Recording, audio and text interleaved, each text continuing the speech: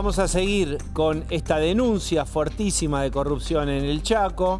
Patricio Sabbadini es el fiscal federal que sigue esta causa. Sabbadini, ¿cómo le va? Vamos a escucharlo y dialogar con él. ¿Qué tal? Buenas noches. ¿Cómo les va? Bueno, ¿qué investigaron? ¿Qué encontraron? Nosotros lo que tenemos es una investigación por una usina de facturas truchas o apócrifas de aproximadamente unos 3 años atrás. Una asociación ilícita fiscal con una consecuentes maniobras de lavado por parte de una organización, ¿no? Hoy tenemos 10 personas detectadas, ¿no? Con sus cabecillas y con 4 o 5 personas relevantes en esta organización. El cual, bueno, además de utilizar o aprovechar dentro de la organización un contador, aprovechar de los perfiles fiscales y sobre todo los números de quit, generar, si se quiere, facturación apócrifa para créditos fiscales que después permitirían crear diferentes maniobras de evasión, ¿no? Eso por un lado. Y por otro es la facturación a organismos del Estado provincial simulando gastos que no se hicieron, ¿no? ¿Quién hace esta denuncia? ¿Cómo empieza la investigación? Bueno, la investigación se genera a raíz de sendas denuncias de contribuyentes que tenían un denominador común, que era el contador. El contador tenía acceso a su clave fiscal y utilizaba su quit para generar facturaciones apócrifas, ¿no?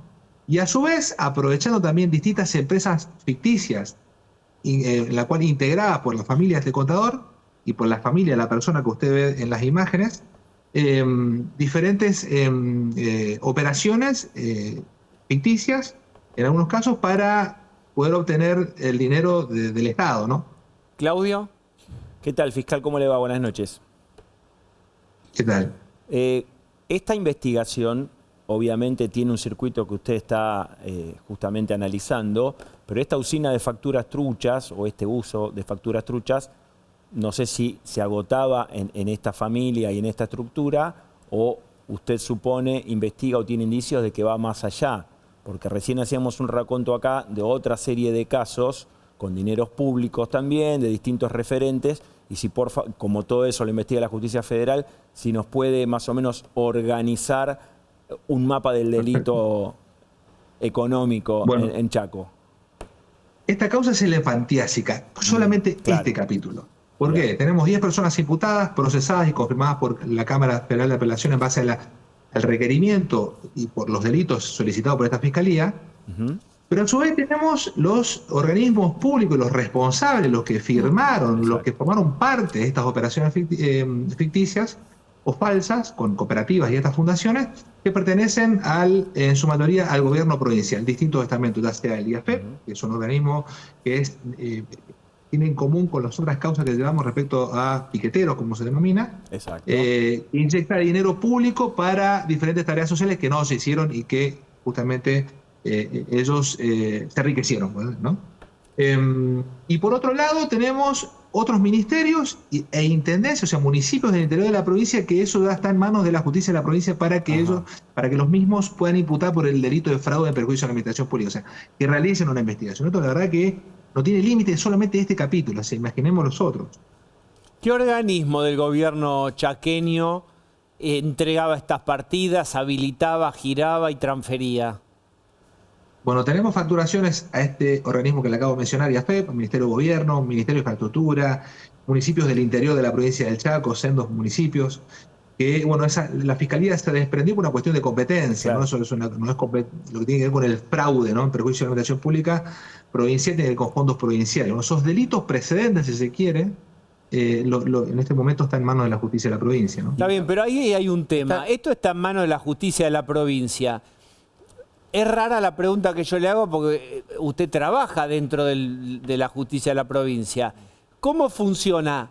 ¿Cómo funcionan los jueces? ¿Puede haber yo tengo que hacer la pregunta de rigor. ¿Puede haber alguna influencia política? ¿Son jueces completamente libres? ¿Qué pasa con eso? Porque los jueces después van a dictaminar si esta investigación que usted está haciendo va para arriba o se descarta. Sí, bueno, primero aclarar que soy fiscal federal, estoy en la órbita federal. Bueno, entonces mejor para responder. Bueno, lo que tiene que ver con el análisis, si quiere, antropológico, social de la justicia de la provincia, realmente sería muy atrevido decirle, bueno, mire, este juez es permeable, este fiscal es permeable al poder público. La verdad sería muy atrevido hacer esa opinión, ¿no?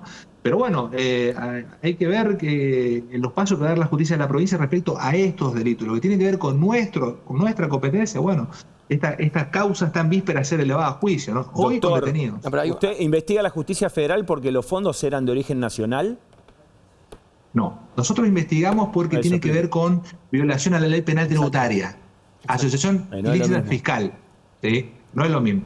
Si el lavado de dinero que se genera a través, el dinero espurio o los activos espurios que se generan a raíz de estos delitos vinculados con la ley penal tributaria, ¿no? Mediante la utilización de facturas apócrifas. ¿Los delitos corresponden todos a la gestión de gobernador de Capitanich o exceden esa gestión?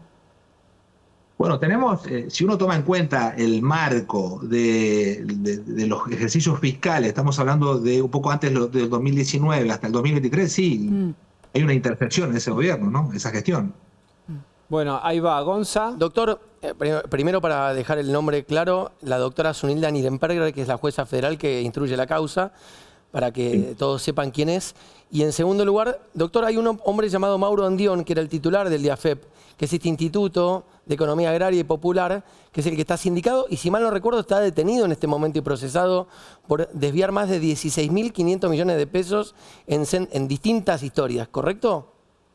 Exactamente. Nosotros, lo que tiene que ver con... Por eso digo que todo esto es elefantiásico, porque lo tiene que ver con la investigación sobre esta persona que usted acaba de mencionar. Está investigando en este momento y está detenido a disposición de la justicia de la provincia. Pero por todas las maniobras realizadas durante su gestión en el IAFEP. Entonces, yo no puedo imputar, salvo que tenga, y eso está analizando la Fiscalía, un rol preponderante dentro de la maniobra de lavado de dinero, que eso ya excede su maniobra, federal, claro. Su rol dentro del delito de fraude investigado por la justicia de la provincia, para que no exista una intersección, una violación al principio non bis in idem, la justicia de la provincia lo está investigando y hoy con esta persona privada de libertad. Sí. Fiscal, ¿de cuánto estamos hablando que, si esto se confirma, se robaron de la provincia del Chaco?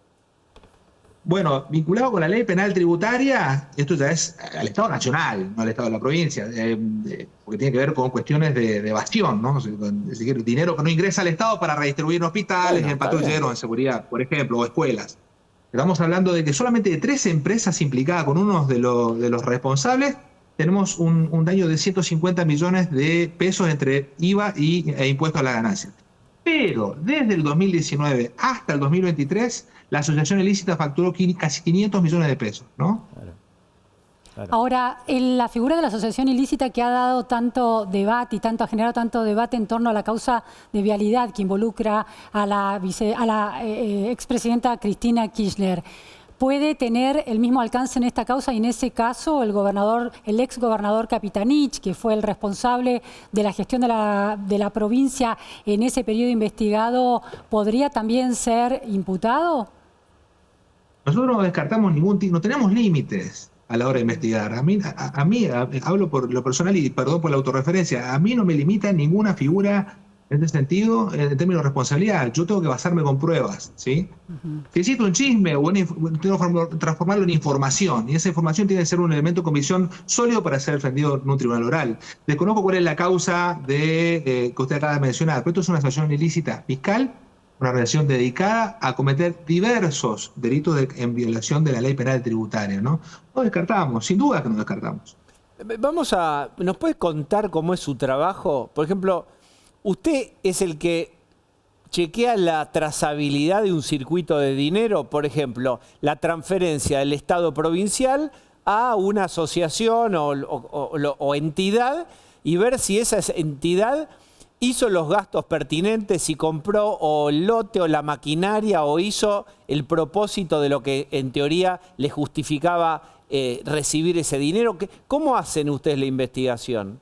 Bueno, circunscribiendo esta causa es fundamental el rol de ARCA, es Administración Federal de Ingresos Públicos, que realiza el arqueo de la inyección del dinero, dónde va, qué se facturó, la verdad que el gran porcentaje de esta causa, si no hubiese sido por la contribución de la ex Administración Federal de Ingresos Públicos hoy ARCA, esto no tendría este puerto. Pero, por ¿no? ejemplo, ¿qué tenían que construir que no construyeron?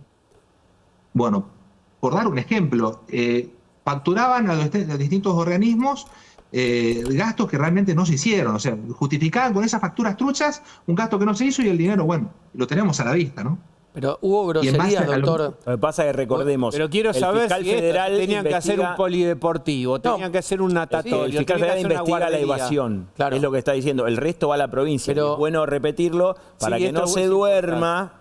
Ojo, guiño, guiño, que no se duerma la justicia de Chaco, que seguramente está trabajando las 24 horas para investigar dónde debía ir este dinero, quién lo entregó, a quién se lo entregó, porque lo que agarra el fiscal y la jueza federal es la evasión y es el lavado, el hipotético lavado de dinero, que son los delitos federales. Pero lo que vos preguntás con total razonamiento es a dónde tenía que ir. Mirá, te cuento, y esa es plata, salvo que sea plata del gobierno del Estado federal, por eso yo preguntaba eso, el gobierno nacional, como si era en vialidad. La plata iba desde Buenos Aires, por eso ahí está, fiscal, ustedes no investigan. ¿Está la pileta hecha? No está la pileta. ¿Está la guardería? No está. ¿Está el polideportivo? Eso no. No, pero hay casos puntuales. Voy a darle la razón a los dos. Ambos tienen razón, ¿sí?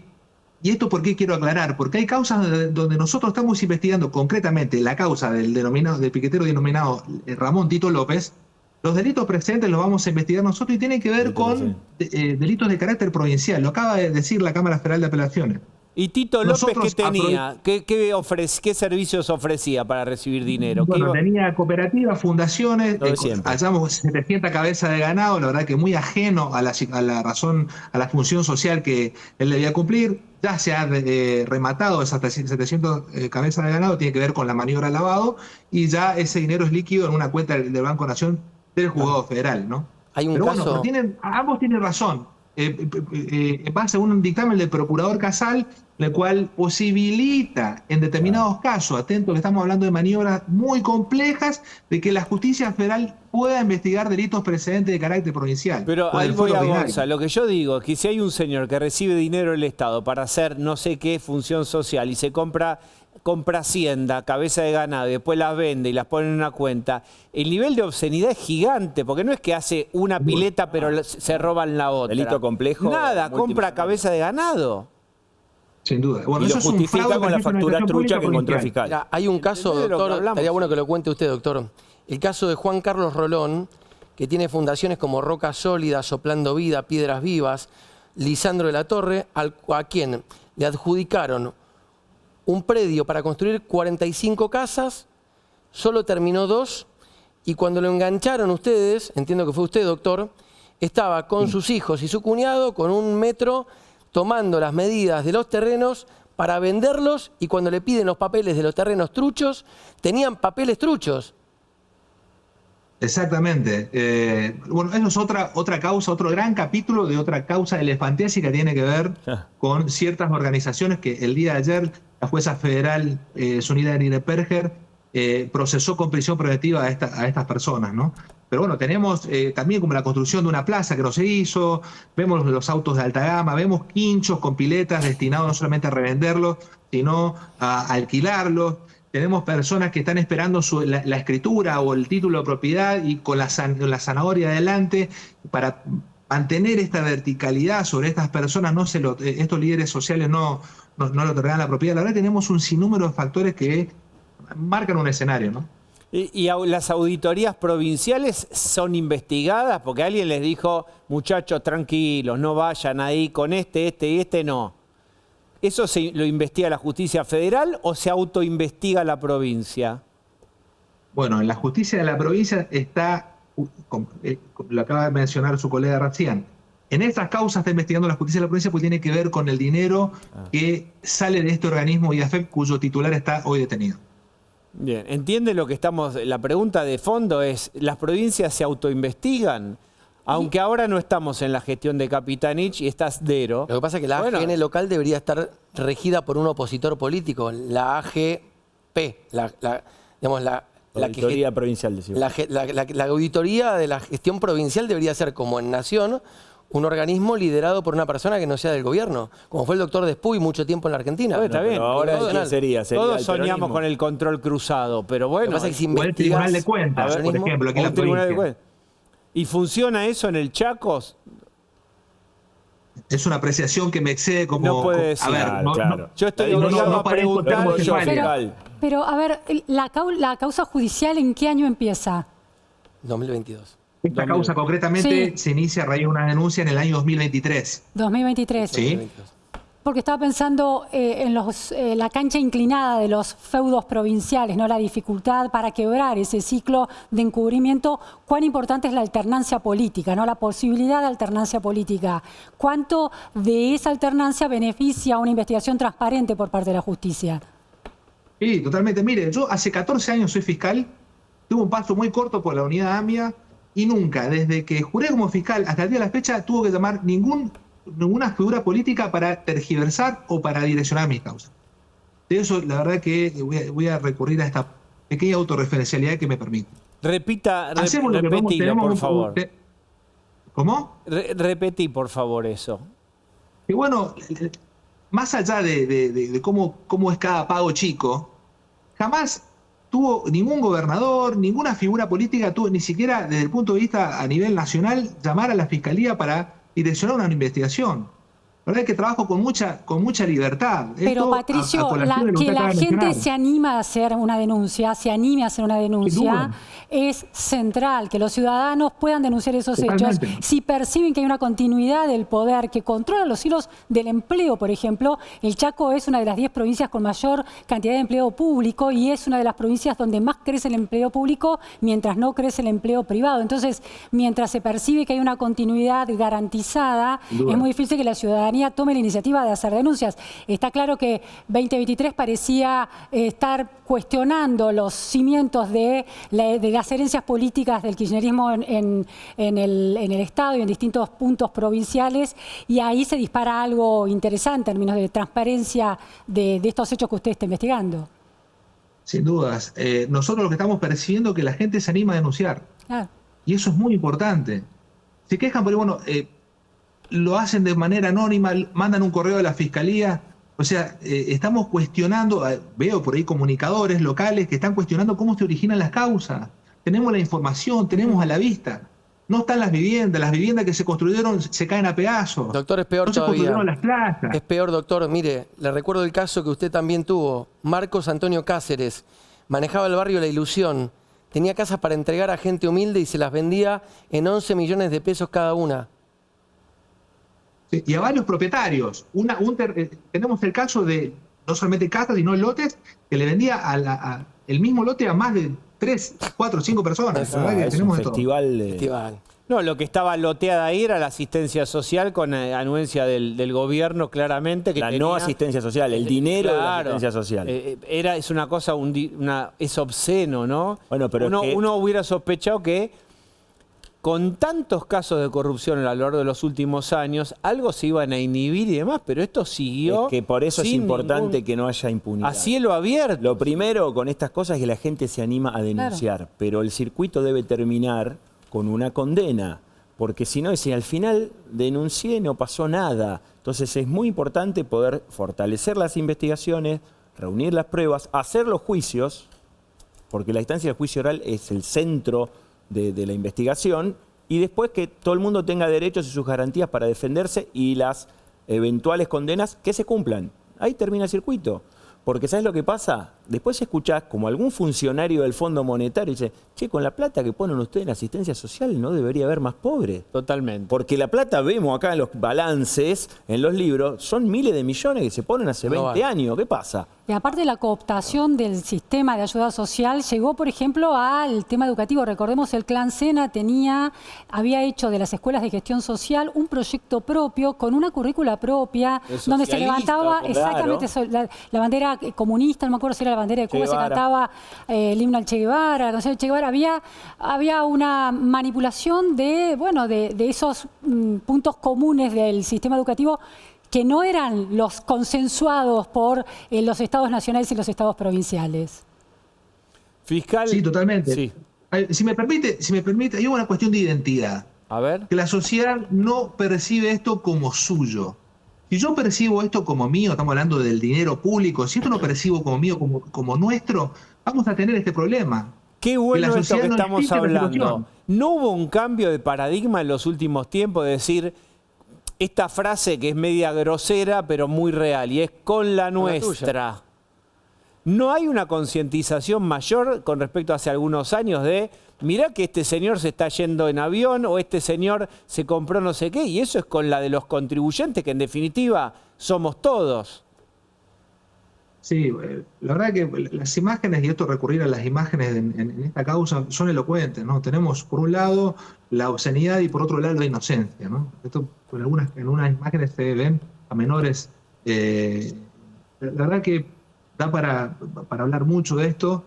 Nosotros por lo pronto estamos intentando de que esto cuanto antes termine esta parte de la investigación para que pueda ser debatida en un debate oral y público y continuar con lo que tiene que ver con la parte residual de esto, ¿no? Fiscal, gracias por esta comunicación. Por favor, a ustedes, gracias.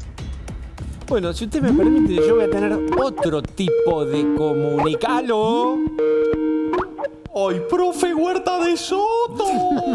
Mirá quién está. ¿Cómo le va, profesor Huerta de Soto? Ay, no- perdón, Diego, pensé que lo tenías de invitado al profe Huerta de Soto. Mi gran profesor. Un Qué emoción. anarcocapitalista liberal de verdad, digamos, o sea... Sí. Qué estoy muy emoción, emocionado. ¿no? Qué emoción fue. Sí, estoy a punto de partir rumbo a Roma. ¿A qué hora salimos, Cari? A ver. A las 23, Javier. La tengo al jefe acá al lado. No hace 23, falta que- presi. No hace falta que, digamos, o sea más carinista que Karina, Gonzalo Asís. Ya sé que le tenés miedo, digamos, o sea, a las redes, pero, digamos, o sea... ¿Le ahí tiene estás haciendo miedo? buena ¿Hay letra. miedo? ¿Impusieron Sí. miedo a las redes? Sí, y bueno, digamos, o sea, todos los mandriles que antes hablaban y anunciaban devaluaciones, ahora ven el costo que tiene. Bueno, A ver. Bueno, digamos, o sea, bueno, Ahí se escucha. Muy bien. Así que no pasa nada. Yo los quiero a ustedes. Pero de paso le aclaro a La los risa de imbéciles que andan Vincent diciendo Price. que gastamos mucho dinero en el viaje, que debemos ser la comitiva más austera y chiquita del mundo, siendo que a Jorge Mario Bergoglio fue el argentino más importante de la historia, así que podríamos haber sido más. Lo podría haber subido a cierto expresidente, pero como se pasó de mambo con las declaraciones, bueno. no sé digamos, si hubiera o sea, querido ir, se refiere a Macri. Está bien, bueno, dice que Lula digamos, van o sea. 20. ¿Cuántos son ustedes? 10, ¿no? más- En teoría 10, Gonza. Sí, Sí, más 10. o menos. Pero, un presidente, poco ¿solo menos. 3 de seguridad van con usted? Le pregunto bien esto, presidente. ¿Solo 3 de seguridad? Sí, Se somos quieren 7. dar un baño de masas, tal vez. 7 en total. 7 en total. Ahí está, muy bien. ¿Mm? Parece poco. Sí. ¿Qué opinan ustedes? Hay más gente rodeando a Nelson Castro en el Vaticano que a nosotros. Digamos, o sea. Ay, la noticia de Nelson Castro que habla 5.000 idiomas. Ay, mirá, cómo se emociona Nelson Castro. Bueno. No sea digamos, o sea, celoso no sea digamos, celoso del protagonismo Ahora resulta ajeno. que es el faro de Occidente Nelson Castro y no yo.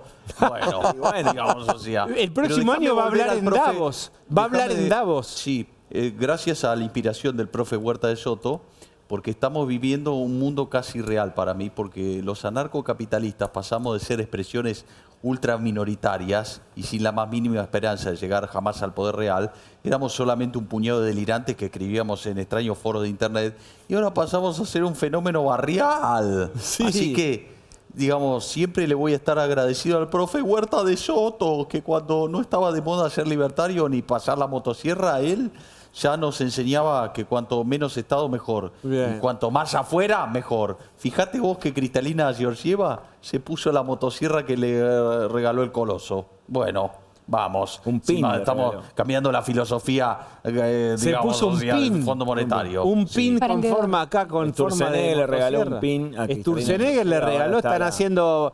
están haciendo cotillón de motosierra. Bueno, es que fue Georgieva la que le recomendó al señor presidente incorporar a Sturzenegger al gobierno. ¿Quién, ¿O no? lo hizo? ¿Quién lo hizo? Sí. ¿Fue así? Fue Georgieva la que le dijo incorporarlo a Sturzenegger al gobierno. Sí. Real. ¿Qué tabula rasa hicieron con el Papa Francisco, no? Porque del maligno al argentino más importante de la historia. Sí, es el número uno. Bueno, Usted la vio ahí, ¿eh? Ahí se dio cuenta. Dios es misericordioso y sabe perdonar, digamos, o sea, los pecados que cometemos en la tierra. Así que, pero bueno, recordad, Diego, que la victoria no depende de la cantidad de soldados, sino de las fuerzas que vienen del cielo. Y esto se lo recuerdo a los cucardos de la provincia y a los que van a salir terceros cómodos en la ciudad. Está bien. Yo Se nota el siempre me espíritu de pregunto concordia. por Muy la bien. estrategia de comerse la ficha del PRO en el tablero antes de tiempo. Es una pregunta que tengo. Están un poco con hambre, ¿no? Ahí está. Miren, ahí está el pin. Ahí está el pin. Muy bien, qué Mirá qué lindo, qué hermosa queda la motosierra sobre ese verde, corazón verde abortero, digamos. O sea. Queda hermosa. Hay que preguntarle si se va a ver con Georgia, Diego. Con Meloni se van a ver ahí. ¿Va a haber digamos. algo? Y ahora vos sabés que estoy disponible. Yo digo, Sí, está como un disponible. taxi. Taxi libre. ¿Taxi libre? si no es Giorgia Meloni, será el Alfano, digamos. ¿Hay alguna pasajera en vista? Varias, digamos, o sea, el grupo musical Las Primas. Eso son de Doniala, saca la mano, Javi, saca la mano, Javi. Que Digamos, Picarina sí. está en la cocina. Picarina está en la cocina. Bueno, digamos, o sea, sí, hay, digamos, se están peleando, digamos, o sea, Santilli, Ritondo también, digamos. En Montenegro estuvo con Macri, ya. Pero ahí está. Ahí va. Elija una. ¿Qué pasó con Montenegro? En Montenegro se le fue con Macri, presidente. No, digamos, o sea, él es del PRO, bueno, está bien. Se sacaron la foto, está muy bien. Estuvo con Karina hace 2 semanas. Bueno, digamos, siempre, pero eso es para lo que dicen que no dialogamos. Estamos todos dialogando entre todos. Muy bien, bueno. Todo Bueno. sea por sacar al zurdo inviable liliputiense marxista de Axel Kicillof. No se entendió hoy lo que pensaba de gobernador. Sigan digamos, jodiendo, o sea, sigan dividiendo, bueno. que van a ver cómo no lo sacan. Sigan No jodiendo estamos y dividiendo. No Bien. estamos divididos, no estamos para nada divididos. Bueno, que tenga lindo esa es tu viaje. visión. Que tenga- ¿Cuánto cerró el dólar? ¿Cuánto se 11.80 hoy? 11.80 hoy subió un 20 ¿Vieron, manguitos. ¿Vieron que ya no es importante? Ya nadie sabe el precio del dólar. Yo miro. No tenemos, por eso. Lloren, mandriles, lloren. 1190. ¿Saben lo que era la pantalla de TN? 11.90. Ay, llamaradas. Ay, estamos diciendo, ay, se va la mierda el dólar. 1225, Ya no, che. ya no. Bien. Bueno, que Razón, tenga lindo viaje. Oficial. ¿eh? Gracias, muchas Adiós. gracias. Gracias, Diego.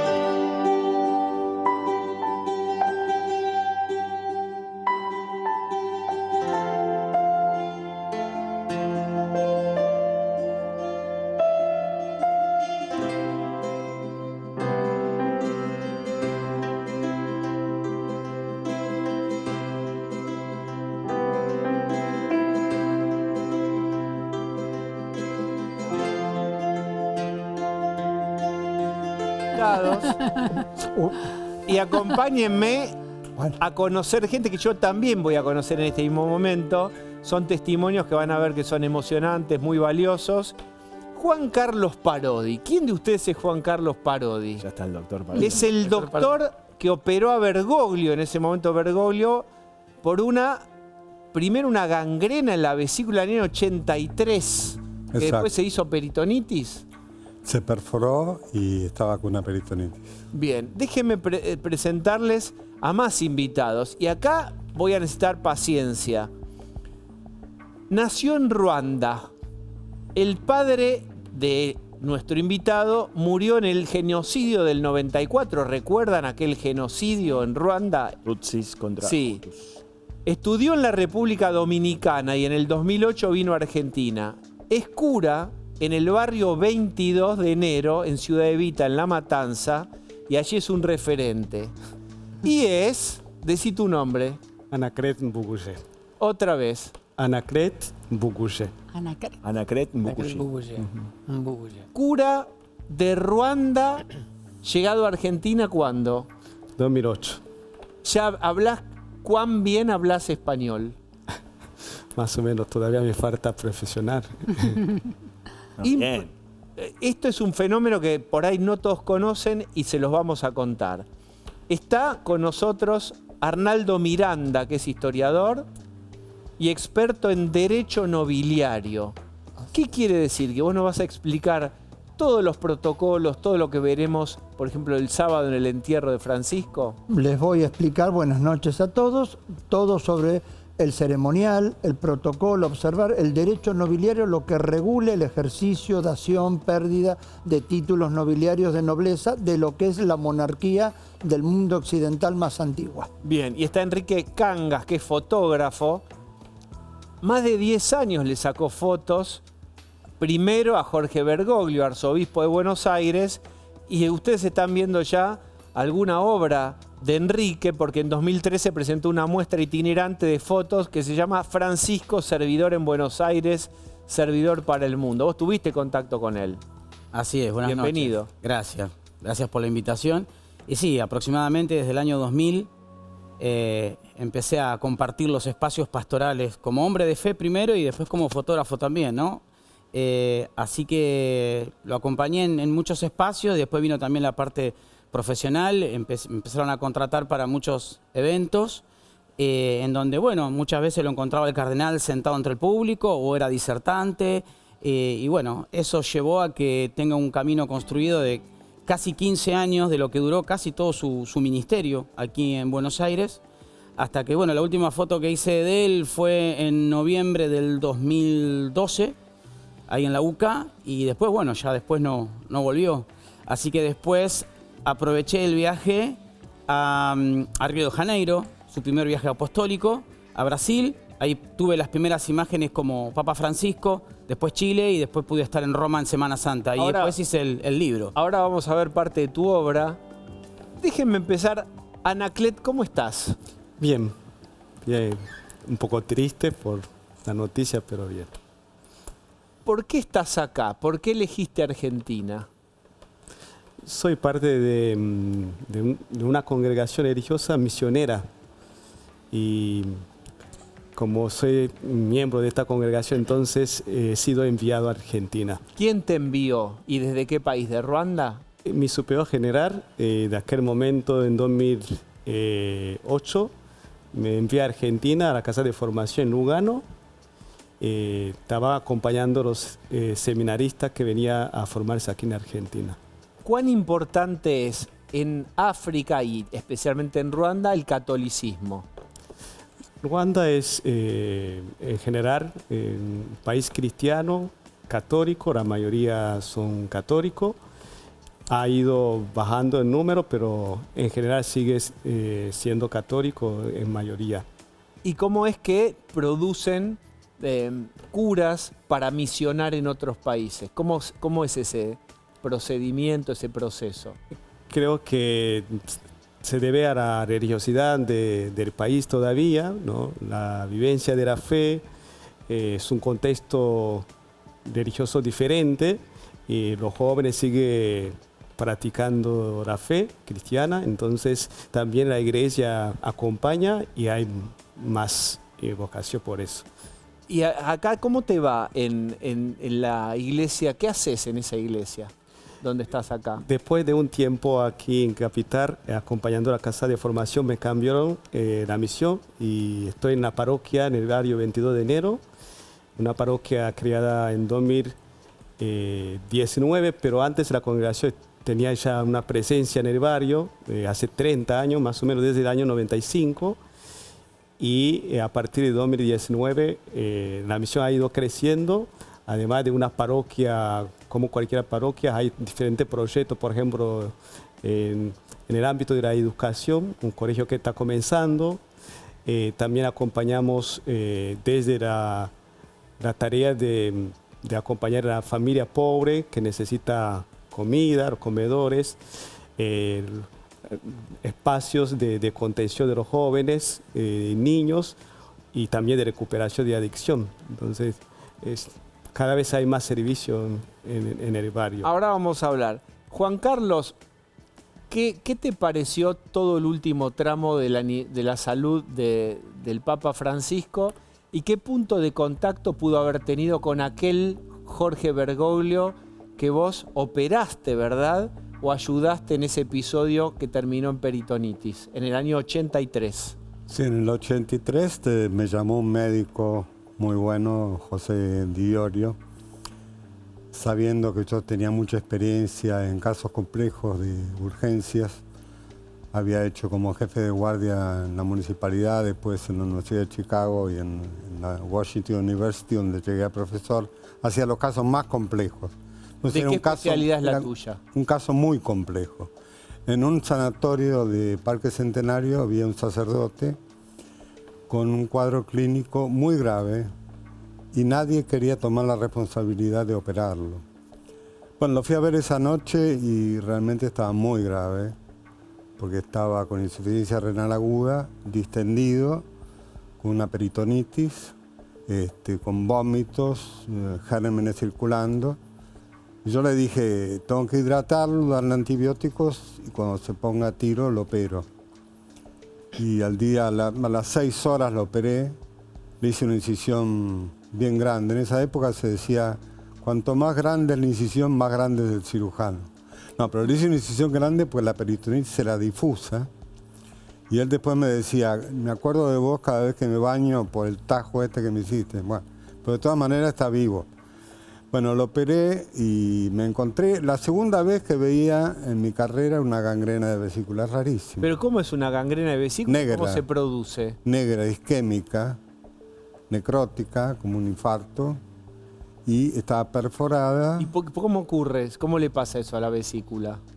Realmente hay tan pocos casos de gangrena que es muy difícil saber, pero tenía cálculos, pus, y estaba infartada, como se infarta el corazón o las piernas, y negra, cosa que, ya te digo, la segunda vez en mi vida que la veía. De todas maneras, bueno. Juan Carlos, ahí, si no saco mal las cuentas, Bergoglio tendría 46 años. 44 años. 44 años. Un hombre joven. Bien, por eso ¿La situación de salud con la que usted se encuentra era propia de un hombre joven o tenía algunos temas que ya indicaban que no se prestaba demasiada atención? Bueno, él nunca se cuidó mucho. Estaba bastante gordito y siguió gordito. No era un hombre que se cuidaba demasiado, pero no era muy enfermo, porque si sobrevivió... Claro. Lo que pasó en el último episodio, yo escribí una carta de lectores que no me publicaron, digo, esto es un milagro. Pues si yo tengo un paciente de 88 años, neumonía bilateral, bronquiectasia, broncoaspiración, el jugo gástrico se va a los bronquios, broncoaspirado, con sepsis y anuria, me dice, ¿qué posibilidad de vivir tiene? Digo, 0. Claro. Estuvo en un lugar que es uno de los mejores del mundo, que yo lo conocí en Gemelli, con unos médicos brillantes. Para sacarlo adelante tienen que ser brillantes. Bueno, y él se dio de alta, pero no le iban a dar de alta. Le iban a dejar 2 meses más. Y quizás se hubiera recuperado mucho más. Él se dio de alta, se fue. Y bueno, hizo todo lo que hizo, hasta hizo el paseo en la plaza, como lo hice yo el día que lo acompañé, me invitó a ir en el Papamóvil para ver a la gente. Y estaba realmente disneico, le faltaba el aire, apenas podía hablar. Y cuando dio la bendición,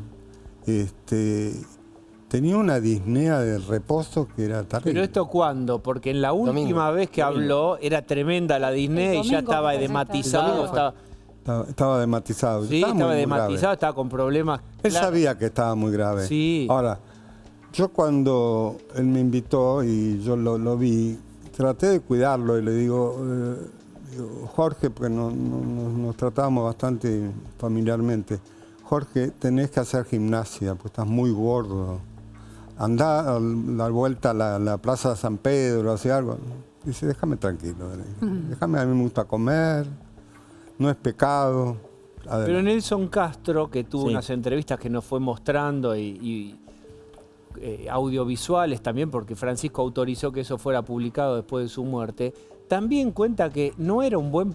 Era el Papa Francisco, era el número 1 de la Iglesia Católica, pero era un pésimo paciente, no se quería cuidar. Cierto. Y tenía una inclinación a la comida que vos ya detectaste en el 83. Sí. Y que con la lesión en la rodilla, que por lo menos Nelson lo que dice, usted doctor dirá, dice, fue un punto de quiebre por no haberse operado esa rodilla, agravó todo el movimiento, aumentó más de 20 kilos de peso. Y eso, bueno, ya no obviamente agrava todas las condiciones previas, ¿no, doctor? No sé. Sí, es cierto. Es cierto, el problema de rodilla obviamente no era mortal, pero lo inmovilizó. Bueno, ahora en un ratito quiero que nos cuente cómo era en ese momento su vínculo en el 83 con Jorge Bergoglio, si ya se veía algo distinto en él, si algo a usted le hacía adivinar que ese señor no era común. Yo, mi primera reacción, dije, ¿cómo un jesuita puede ser papa? Ustedes no sé si conocen la historia de los jesuitas. Yo la conozco bien porque me formé en un colegio jesuita. Los jesuitas los creó San Ignacio de Loyola en 1540. Fueron intelectuales muy influyentes, acumularon riqueza, estuvieron sobre todo en China, Paraguay, Canadá, en la Argentina mismo, en misiones, con las misiones. Ellos eran intelectuales, influyentes, educadores, misioneros, una influencia terrible. Inclusive con las monarquías católicas, sobre todo Francia y España, tuvieron conflictos enormes. Sí, claro. Con decirles que en 1773, ¿qué pasó? Los echaron. Clemente XIV suprimió la orden. Bueno, quiere decir que el enfrentamiento de Iglesia Católica y jesuitas, 1773 se suprimió la orden y recién se reinició en 1814 por Pío IV, que la reinició.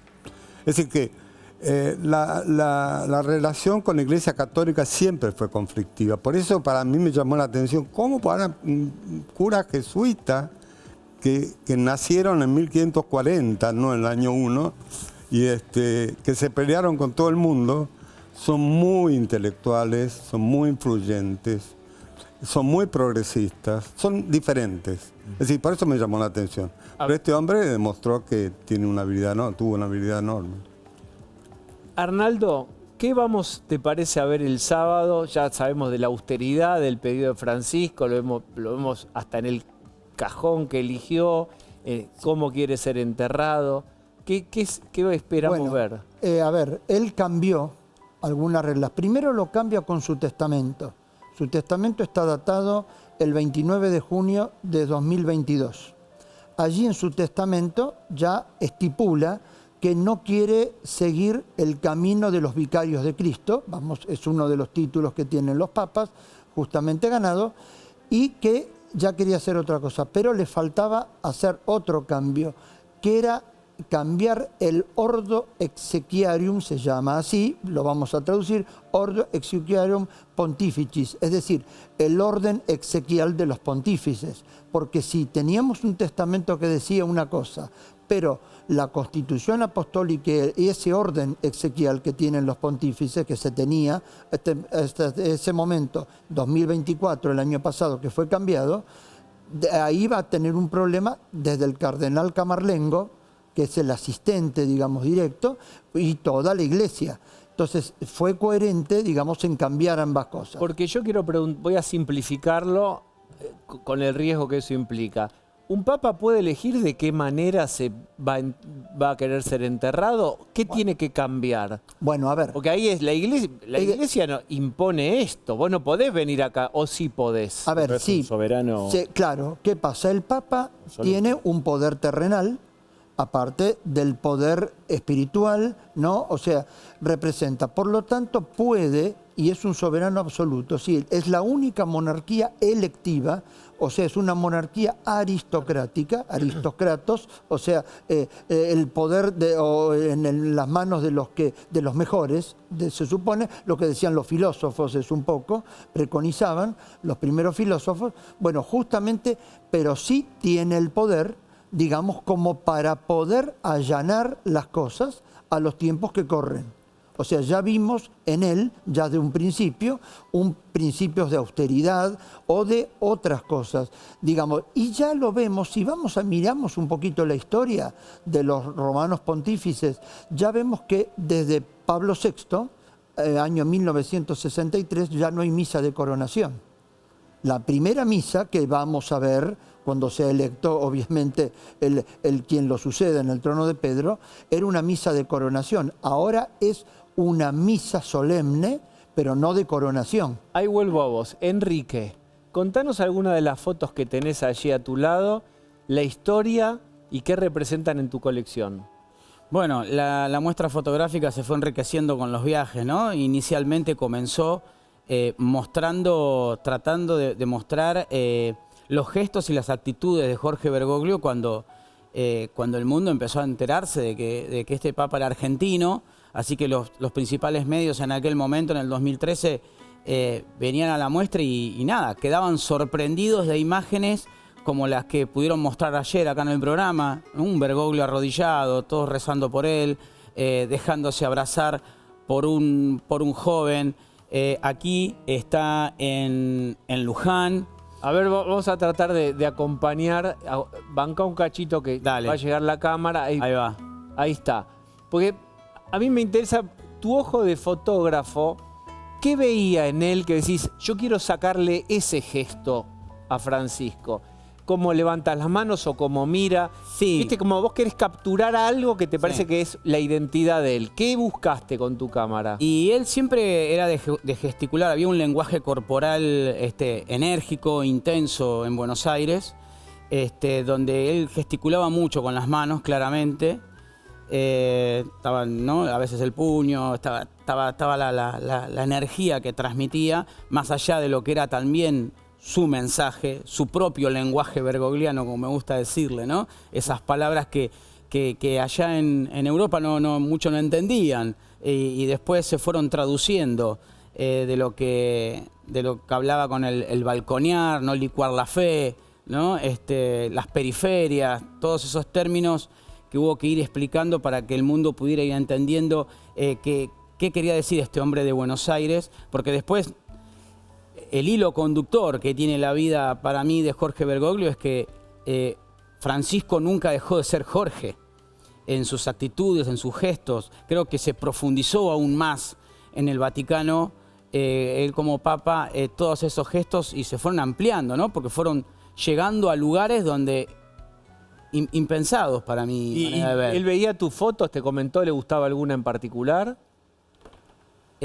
Bueno, cuando le entrego el libro en Roma, como siempre con su humor característico, empieza a ojear el libro, entonces en un momento se detiene y me dice, yo a este lo conozco. Y era él.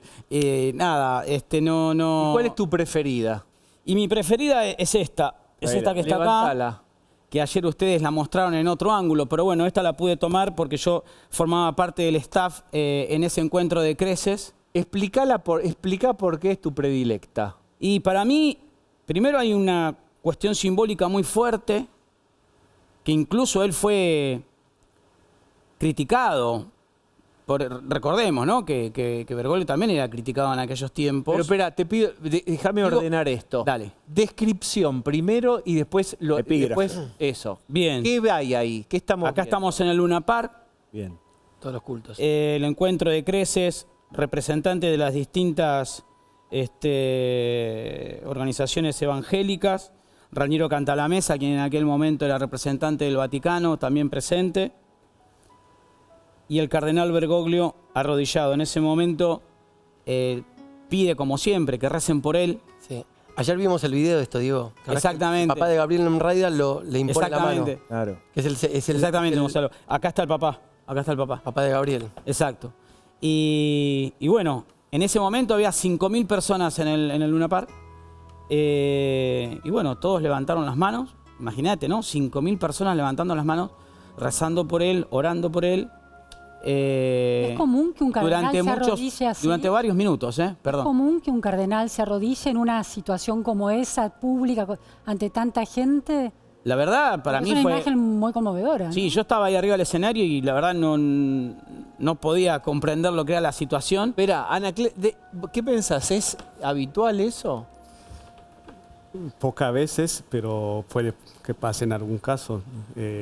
Para mí me suena la humildad que se ha hablado de Bergoglio, y a mí también me impactó la primera vez que lo vi. Era arzobispo. En una misa que celebré con él, no era habitual de ver un obispo cómo se comportaba. Entonces, recordemos que estos gestos después fueron repetidos en el Vaticano. ¿Se acuerdan cuando él se arrodilla y le besa los pies? No recuerdo ahora qué autoridades eran, pero Creo que eran Esta fue la primera expresión ecuménica de la era Bergoglio siendo cardenal. Ahí están todos los cultos religiosos. Y una de sus marcas, su sello, fue su amistad con los demás cultos. Y ahí lo materializó. Exactamente. Sí. Un pionero en el ámbito ecuménico, interreligioso, y que después lo logró traducir en Roma también. Anaclet, ¿tenés un favorito entre los candidatos? No. No los conozco. ¿Hay candidatos de África? Según lo que se va Sí hay. compartiendo en las informaciones, dice que hay, pero Acá no sabría decir. ¿Quiénes son? doctor dice que Hay uno, sí, de África, De que Guinea, inclusive apareció en una entrevista en televisión, muy agradable, pero se ve con pocas chances. Tiene pocas chances, ¿por qué? Y puede ser una minoría y Contrariamente a lo que uno presupone por ahí prejuiciosamente, el candidato de tu continente africano, el más fuerte, es muy conservador. Uno suponía que del tercer mundo, bueno, un poco como fue América Latina, viene con el cambio, viene con el futuro, viene con la fuerza, y sin embargo es muy tradicionalista y muy conservador. No sé Arnaldo, si vos tenés información sobre eso y voy a... No, son 133 cardenales que van a participar del sínodo. Ahora, el dato es que todos pueden ser electos, o sea, son elegibles. No todos pueden votar, o sea, no todos son electores, porque los que tienen más de 80 años, hay ciertas cuestiones que no pueden votar. Sí van a estar en el sínodo cardenalicio. Correcto, van a estar en la... ¿Ellos tienen injerencia en el que vota? Seguramente sí. A ver, aquí hay una lógica, hay una reuniones ya de un tiempo. A ver, ¿por qué se tarda tanto para hacer un sínodo cardenalicio hoy? Todos los cardenales tienen que llegar, tienen que ver la situación, palpar la situación y ya desde luego que habrán conversaciones y demás, la misma Iglesia Católica para ir, no influyendo, pero sí de alguna manera armando esas reuniones. ¿Cuánto puede durar el sínodo? Por supuesto, hubo algunos que duró horas, otros que duraron días, ¿no? Entonces, ¿cuánto vamos a tardar en ver salir el humo blanco, que es la quema de las papeletas de la votación, según el químico que se le pone para anunciar? Es decir, si se le pone un químico que salga el humo negro es porque no hubo... ¿Cuál es el químico, sabés? No, son químicos que puedan... que puedan tener, digamos, ese... Pero es que se caracteriza por fumata blanca, Claro, es lo que lo hace ¿viste la película Cónclave? Claro. Por Bueno, eso. y la fumata blanca es lo que anuncia que ya tenemos un papel, habemos papa, que es toda una fórmula, ¿no? Que después podemos hablar de Es eso. clorato de potasio, lactosa Ahí y está. colofonia. Ahí está, así te quedás contento. Vos que preguntás, ¿qué sos, profesor de química? Sí, señor. Lo pedís, lo tenés. ¿No es el momento para preguntar? Hoy es todo. No es el momento para Tenemos preguntar. todo. Dale, Lu. Habemos la inteligencia artificial. tenemos claro que hay un ceremonial hegemónico, ¿no?, de la Iglesia, y lo que ha hecho el Papa Francisco es de alguna manera desandar eso, un contraceremonial o un ceremonial contrahegemónico. Usted mencionó que pidió especialmente en el testamento no hacer el camino de los vicarios de Cristo. ¿Qué significa eso y por qué toma la decisión o establece ese pedido? Es ser inhumado. Una de las apreciaciones pueden ser como obispo de Roma, que es una de las calidades y cualidades que revisten cada uno de los sumos pontífices, y no ser inhumado en la Capilla Vaticana, sino que ser inhumado en una nave lateral de Santa María la Mayor, que es la nave conocida como la nave Borgia. O sea, eso también tenemos que decirlo, en una nave lateral. Y que él se sentía cómodo así, es el primer papa que no va a ser inhumado en muchísimos años, justamente allí en la Capilla Vaticana. Es decir, todo en él hacía pensar ¿Un que cuestionamiento a las jerarquías? no, quizás no el Favor a la cuestionamiento, Virgen. pero favor a la Virgen, o que él considerase que como sumo pontífice, que su ministerio ya estaba marcado, él dejaba de alguna manera de ser Jorge Mario Bergoglio para ser Francisco, el nombre que eligió, o sea, cui sibi nomen imposuit, es decir, es una de las categorías después del cónclave, hecho y salida la fumata blanca del Habemus Papa, no sea, anuncio vobis gaudium magnum Habemus Papa, es decir, anuncio a ustedes con gran gozo, el cardenal decano, tenemos Papa, todo esto continúa, porque cuando es electo, le preguntan, ¿desea usted aceptar, eminencia reverendísima? Si dice que sí, le preguntan cómo desea ser llamado. Entonces, ese es cui sibi nomen imposuit. Es decir, el que desea ser llamado o quien se autoimpone el nombre de, bueno, en este caso Franciscus, ¿no? ¿Qué es lo que quiere él que figure en su lápida como única inscripción? Troyana fábula clara est, nos enseñó en algún momento Marta Arroyo, pero no es el momento ahora de... ¡Aló! Por fin, gente, me llaman para hablar de algo importante. ¿Qué tal, Diego? ¿Cómo estás? ¿Cómo te va? Estoy harto de Julio, ¿qué piensa de Cristina? Tengo que bajar el volumen, ¿Qué piensa de Macri? Julio, ¿qué piensa de Milei? Importa 3 carajos. Hoy estamos acá todos para homenajear al argentino más importante de la historia. ¿Me explico? Otra liga, muchachos, lo lamento. Con Bergoglio se jugó otro partido, el de los valores humanistas, el de amar al prójimo, poner la otra mejilla. El abrazo Perón-Balbín. Él sí era un verdadero peronista, porque Julio Bárbaro siempre dice que esto no es peronismo, esto no es sommelier de peronismo. Puede ser de izquierda, de derecha, pero Francisco somos todos. Escucha, claro. ¿Qué carajo se piensa que es el cristianismo? ¿Tatuarse una frase de Jesús como Tinelli? Por Dios. Es abrazar al otro, sin importar si piensa distinto a mí, si nos trató bien o mal. Es amor. Así que dejemos entrar la luz verdadera a nuestros corazones, que esa por suerte todavía no la cobra ni de nor ni de sur. Así Muy que, bien, Julio, qué poeta. Muy bien. Bueno, Sí. bueno, Y bueno, pasamos... ¿Podemos hablar de peronismo también o solo No, no. escúchame, yo soy hijo de padres que no terminaron la primaria, que dijeron, anda que te eduquen los curas. Entonces a mí los salesianos me hicieron creer en Dios. Por eso no soporto el fanatismo de los ateos. Cualquiera está en su derecho de ser ateo, por supuesto, pero el ateo que se siente superior es un boludo, punto. ¿Qué sé yo? se siente Estoy tirando superior? Los reflexiones, ateos algunos se sienten más huérfanos que... Claro, y podés creer que los argentinos no somos capaces de ponernos de acuerdo en quién jugó mejor en un partido de fútbol y el Papa Francisco logró rezar en el muro de los lamentos con un rabino y un musulmán. ¿Vos entendés la estatura de este hombre? No, Está muy bien. ¿Tendría que haber venido, Julio? ¿A dónde? No, eso ya está, ya lo que hizo ya hizo. ¿Por qué ahora todos están con ucronía diciendo, si hubiese venido, todo hubiese... Bueno, No ya dije pasó. si hubiese venido, no digo contrafáctico, digo si ya está. te hubiera gustado a vos, Julio. ¿Y a quién no? Por supuesto que me hubiese gustado. Y alguno no, pues no vino. ¿Sabés lo que hubiese sido esa semana? Tocaban los Palmeras la 9 de julio. Todo. Mirá de lo que nos perdimos por estar en la boludez de la grieta. Está muy bien. Pasamos de la teología de la liberación de los marxistas de los 70 a la teoría del pueblo de Francisco. No sé si me explico. Por eso estaba abierto a todos, a todo. Es así. Está bien. Pero la me frase. hicieron calentar. Pero Julio tiene una frase que él cerraba los recitales por todos los pueblos y ciudades con una frase: es el kirchnerismo es una secta. ¿Puede decir su gran hit? El kirchnerismo, ¿qué es la ideología del resentido. Mirá. No dirá, yo no Te dije doblo la tanto. apuesta. No. Mirá si voy a repetir lo que me decís vos. ¿Qué te crees que sos, Perón? Pero este se le levantó a Perón. Sí. En Gaspar Campos, Julio Bárbaro se le reveló y se le levantó, me parece, Mirá, a Perón. ¿No? Yo lo único que sé que hay un Bergoglio para los peronistas, hay un Bergoglio para los radicales, hay un Bergoglio para la feminista, hay un Bergoglio para cada ocasión.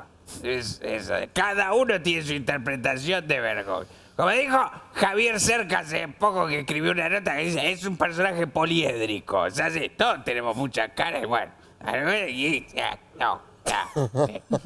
Clarísimo, Jorge. Anet se Bueno. ríe. Ahí está.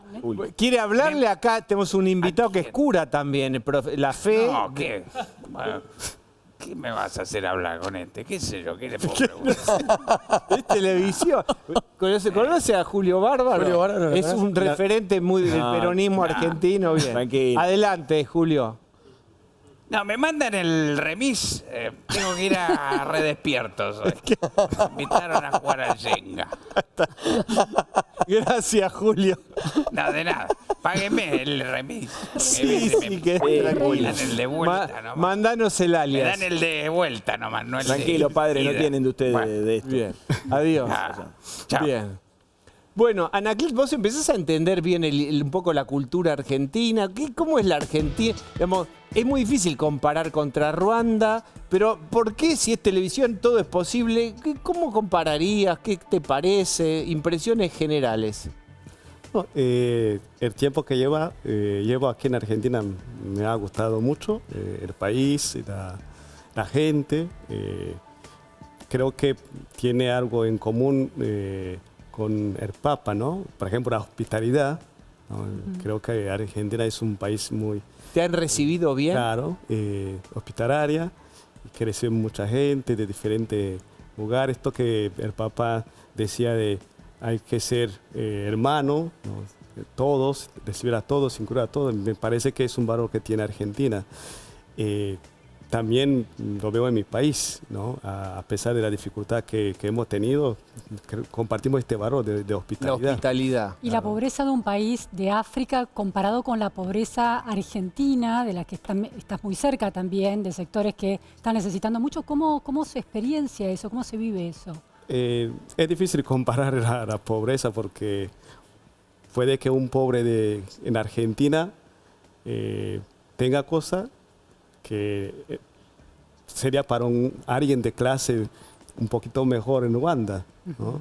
Entonces depende de los medios, de los contextos. Por ejemplo, veo a los adolescentes, incluso de mi familia, no usa celular, pero en Argentina Todos tienen.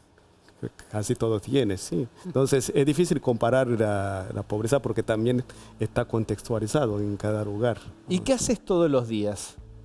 Bueno, lo que haría cualquier cura, levantarme, rezar, ¿no? Y después ponerme a trabajar, el trabajo del día. Puede ser estar en el colegio, puede estar en una misa, puede ser con los niños del club, puede ser en un comedor, depende. ¿Y cuánto tiempo tenés destinado en Argentina? ¿Eso lo podés saber con anticipación? No. Hay compañeros que ha venido, ha durado 1 año, 2 años. Yo tengo 15, no sé cuánto. Y si te dice que querés quedarte, depende de vos. ¿Te quedas o te vuelves o te destinamos a otro país?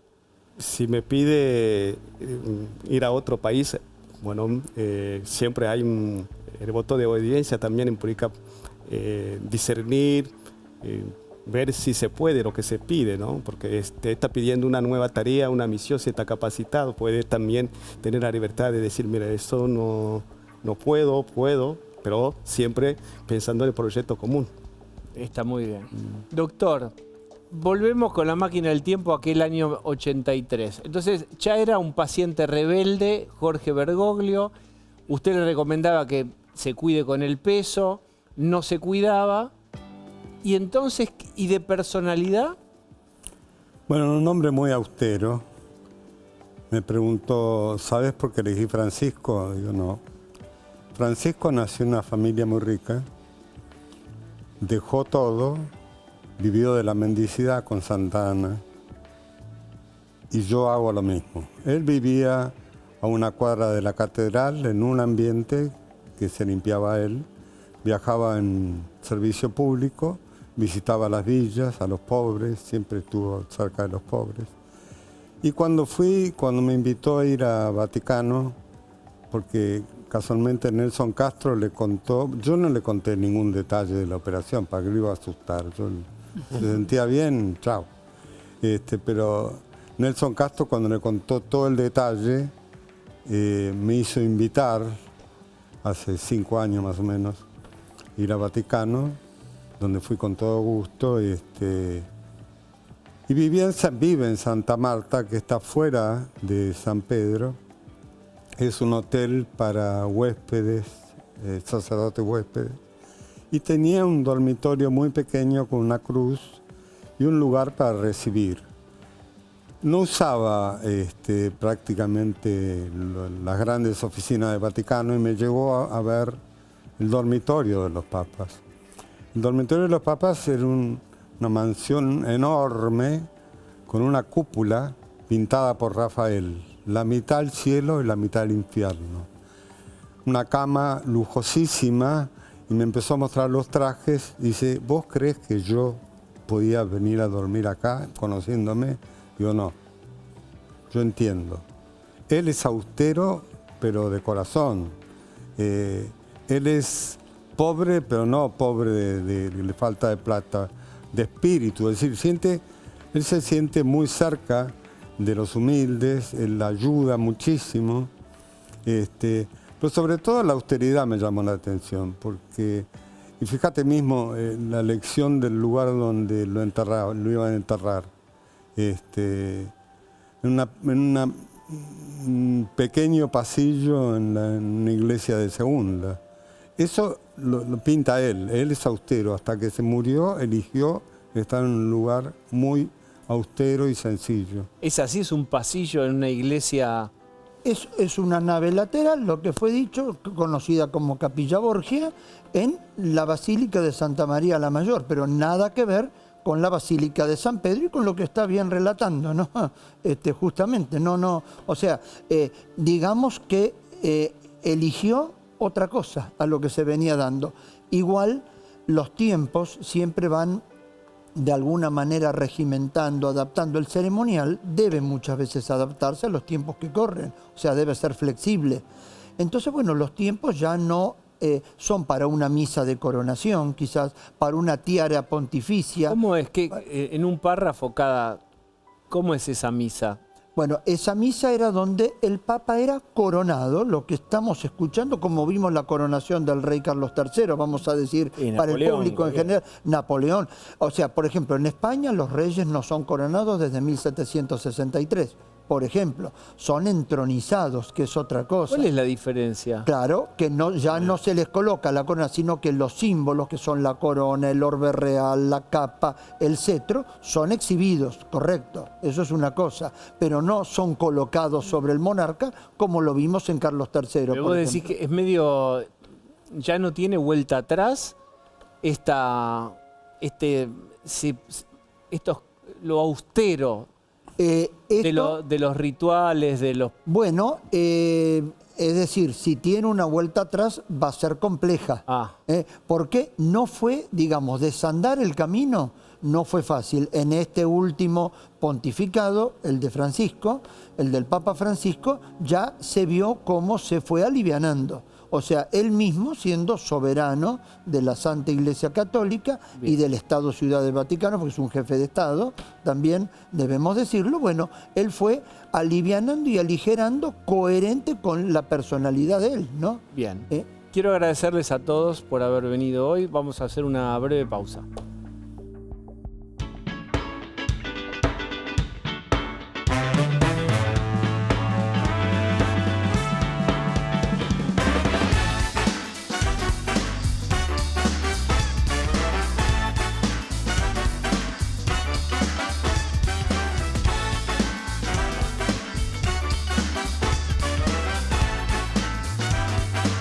Continúa TecnoSale en Naldo hasta el 27 de abril.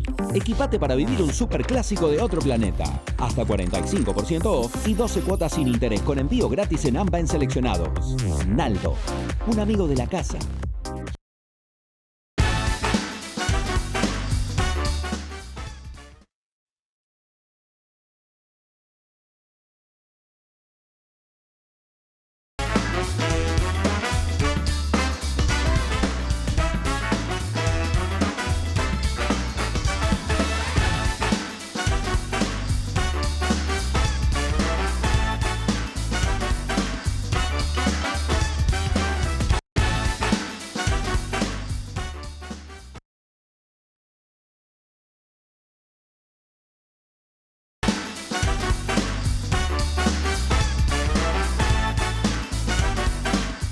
Muy bien, gracias como siempre por habernos acompañado. Ahora Darío Lopreite. Hasta mañana.